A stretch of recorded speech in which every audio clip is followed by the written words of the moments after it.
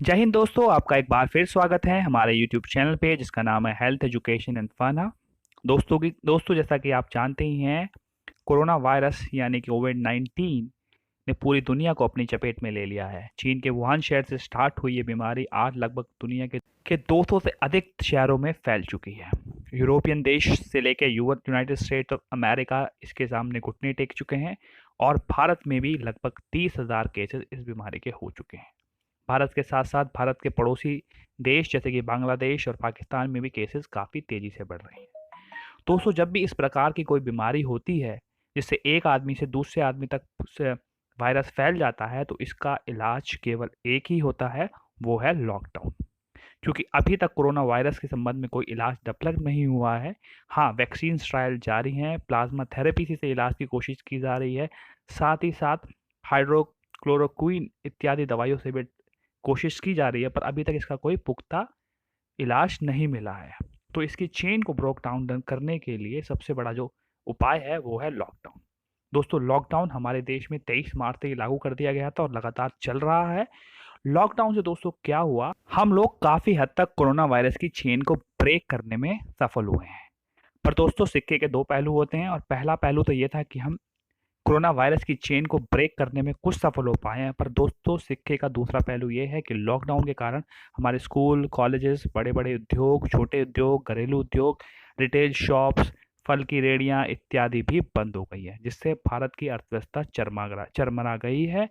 और हालत तो ये हो गई है कि गवर्नमेंट को कई हार्श डिसीजन लेने पड़े हैं, जो जनमानस के हितकारी नहीं है। दोस्तों, अर्थव्यवस्था के नीचे जाने का एक कारण और है, वो है कोविड-19 के पेशेंट पे होने वाला खर्च। साथ ही साथ उन लोगों पे जो संदिग्ध हैं और उनको क्वारंटाइन सेंटर्स में रखा गया है, उन पे होने वाला खर्च।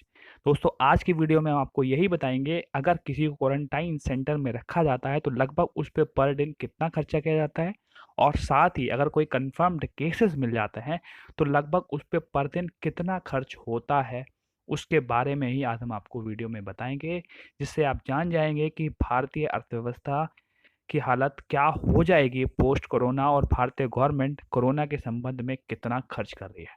तो दोस्तों, बने रहिए हमारे साथ इस वीडियो के अंत तक।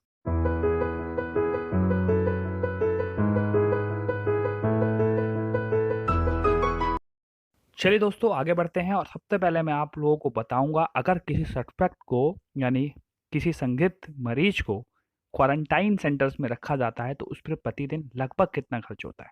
तो दोस्तों, हमारे पास एक पत्रिका जो अखबार है उसकी एक न्यूज़पेपर कटिंग है, और ये राजस्थान गवर्नमेंट के बारे में है आई थिंक। तो इसमें कहा गया है कि लगभग एक व्यक्ति पर जो कि क्वारंटाइन सेंटर में है उस पर प्रतिदिन लगभग 2440 रुपये खर्च होता है, यानी कि लगभग मोटा मोटी 2500 रुपये।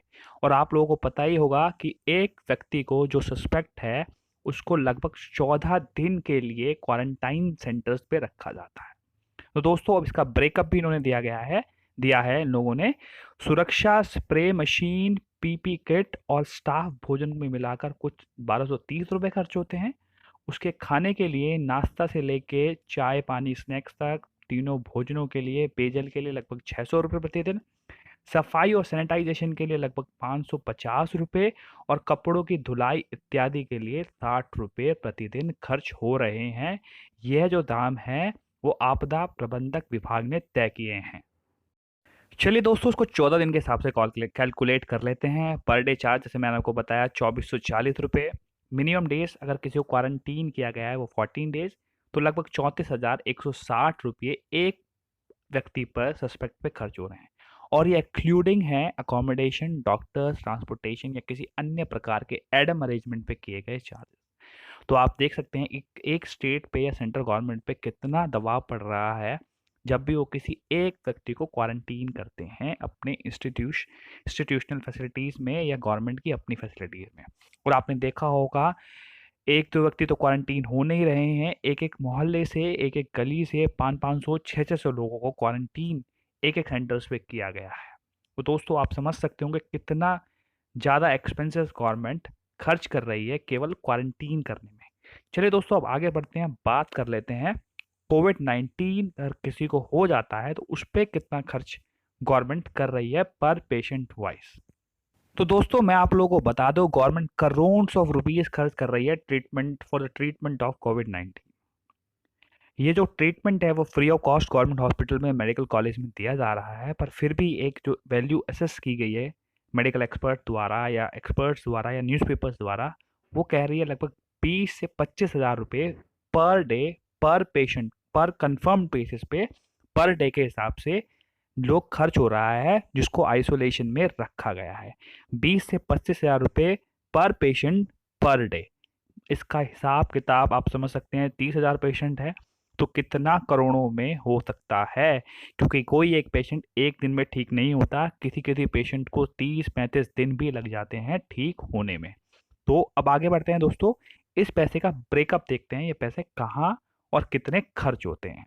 ब्रेकअप से पहले दोस्तों एक बात और बताना चाहूँगा, अगर किसी केस पेशेंट की हालत वर्स होती है और उसको आईसीयू में शिफ्ट किया जाता है, तो जो कॉस्ट मैंने आपको 20 से 25 हज़ार रुपये बताई थी, वो 50 हज़ार तक जा सकती है। ये गवर्नमेंट फैसिलिटीज़ का है, अगर प्राइवेट होगी तो शायद उससे भी ज़्यादा जा सकती है। तो कर लगभग 50 हज़ार रुपये पर पेशेंट, पर क्रिटिकल पेशेंट गवर्नमेंट पर दिन खर्च कर रही है।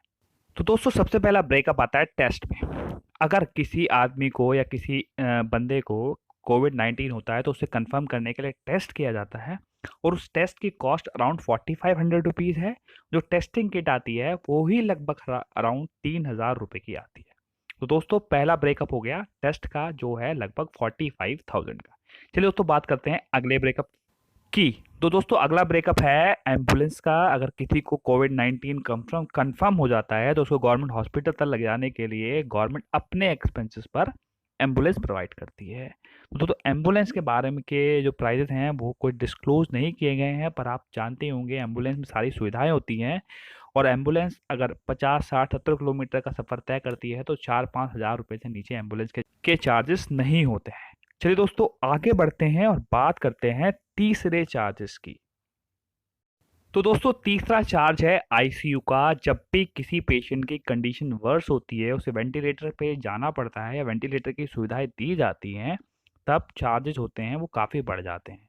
गवर्नमेंट का तो यहाँ हमें रेट नहीं मिल पाया, पर प्राइवेट हॉस्पिटल्स लगभग 20 से 25 हज़ार रुपये पर दिन ऐसे रूम के चार्ज करते हैं जहाँ पे फुली इक्विप्ड वेंटिलेटर्स होते हैं।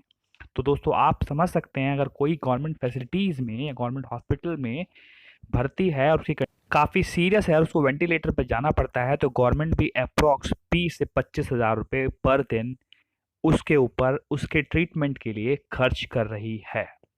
दोस्तों आगे बढ़ते हैं, बात करते हैं अगले चार्जेस की। तो दोस्तों अगला चार्जेस है पीपी किट्स का, पर्सनल प्रोटेक्टिव इक्विपमेंट्स, जो डॉक्टर्स और मेडिकल स्टाफ यूज़ करता है जब वो आईसीयू में या टेस्ट सैंपल्स लेने के लिए जाते हैं। तो दोस्तों एक किट का कॉस्ट 1000 रुपये से लेके 600 रुपये तक हो सकता है, और ऑन एवरेज एक आईसीयू में 200 किट प्रतिदिन यूज़ होती हैं, क्योंकि गाइडलाइंस के अकॉर्डिंग एक किट को 4 से 5 घंटे बाद डिस्ट्रॉय करना पड़ता है। तो दोस्तों आप समझ सकते होंगे पीपी किट्स का ही कितना कॉस्ट गवर्नमेंट को झेलना पड़ रहा है इस संकट की स्थिति में। दोस्तों अगली बात करते हैं दवाइयों यानी कि एंटीबायोटिक्स या एंटीवायरल्स की। तो दोस्तों ऑन एन एवरेज एक पेशेंट पे 1000 रुपये के कॉस्ट आता है दवाइयों का, जब वो हॉस्पिटल्स में भर्ती होता है इलाज के लिए कोविड-19 से ग्रस्त होने के बाद। तो दोस्तों ये तो था एक पेशेंट के इलाज का खर्चा जब से कोविड-19 कंफर्म हो जाता है और आइसोलेशन में उसका इलाज चलता है। इसके अलावा दोस्तों मेडिकल फर्टेनिटीज़ की सैलरी, सैनिटाइजेशन के लिए यूज़ होने वाले सामान, सैनिटाइज़र्स या और सामान जो आजकल और ज़्यादा यूज़ हो रहे हैं, फिर पीपी किट का डिस्पोजल, ये सारे कॉस्ट जो हैं गवर्नमेंट को पर पेशेंट वहन करने पड़ रहे हैं। इस आर्थिक मंदी के टाइम पे एक एक्स्ट्रा बोझ अगर किसी गवर्नमेंट पे या फैमिली पे पड़ जाए तो आप समझ सकते हैं गवर्नमेंट की कंडीशन क्या रही होगी या क्या है। तो दोस्तों इस कंडीशन में हमारा भी कर्तव्य बनता है कि हम अपना राष्ट्र प्रेम को दिखाएं और गवर्नमेंट द्वारा जारी गाइडलाइंस को फॉलो करें, घर पे रहें, आइसोलेशन में रहें, और क्वारंटाइन अगर हम किए गए हैं किसी कारणवश या अगर हम पेशेंट बन जाते हैं तो जो भी गवर्नमेंट की गाइडलाइंस हैं उनका प्रयोग करें, उनको माने आयुष मंत्रालय द्वारा दिए गए गाइडलाइंस को फॉलो करके अपनी इम्यूनिटी को बढ़ाएं, ना कि हम रूल्स को ब्रेक करें और गवर्नमेंट के लिए और ट्रबल बढ़ाएं। तो दोस्तों फिर मिलेंगे एक नई वीडियो के साथ, तब तक के लिए जय हिंद, सलाम, नमस्ते।